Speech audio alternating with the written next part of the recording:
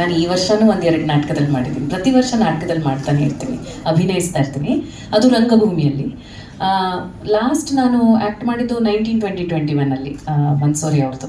So ಅದಾದಮೇಲೆ ಇದಕ್ಕೆ ನಾನು ಒಪ್ಕೊಂಡಿದ್ದೀನಿ.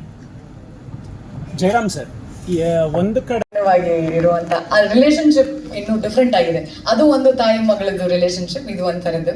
ಬಟ್ ಯಾಕ್ಸ್ ಡಿಫ್ರೆಂಟ್ ಅಂಡ್ ನೈಸ್. ಈ ತಾಯಿನೂ ತುಂಬಾ ಡೈನಮಿಕ್ ಆಗಿದ್ದಾರೆ ಇಲ್ವಾ?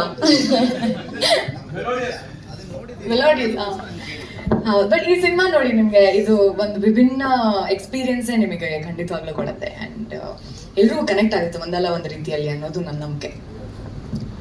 ಚೈತ್ರ ಅವರೇ, ಮನುಷ್ಯನಿಗೆ ಯಾಕೆ ಕನಸುಗಳು ಬೀಳ್ತವೆ ಅಂತ ಗೊತ್ತಿಲ್ಲ ನಮಗೆ, ಬಯೋಲಾಜಿಕಲಿ, ಸೈಕಾಲಜಿಕಲಿ. ನಿಮಗೆ ಯಾವ ತರ ಕನಸುಗಳು ಬೀಳ್ತವೆ?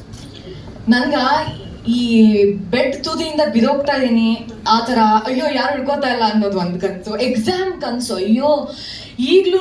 ಮೊನ್ನೆ ಕೂಡ ನಾನು ನಮ್ಮ ಅಮ್ಮಗೆ ಹೇಳ್ತಾ ಇದ್ದೆ, ಎಷ್ಟು ಟಾರ್ಚರ್ ಕೊಟ್ಟು ಓದಿಸಿದೀರಾ ಅಂದ್ರೆ, ನಾನು ಇವತ್ತು ಈ ಕನಸಲ್ಲಿ ನಾನು ಓದಿಲ್ಲ, ಯಾರಿಗೋ ಕೇಳ್ತಾ ಇದ್ದೀನಿ ಆನ್ಸರ್ಸ್, ಅವ್ರು ನನ್ನ ಕಡೆ ತಿರುಗ್ತಾ ಇಲ್ಲ, ಇನ್ವಿಜಿಲೇಟರ್ ನನ್ನ ಮುಂದೆ ನಿಂತ್ಕೊಂಡಿದ್ದಾರೆ, ಈ ತರ ಕನ್ಸೆಪ್ಟ್ ಬೀಳ್ತಾ ಇರೋದು.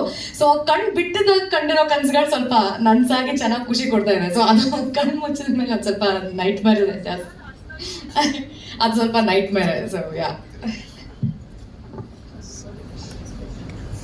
Okay, thank you.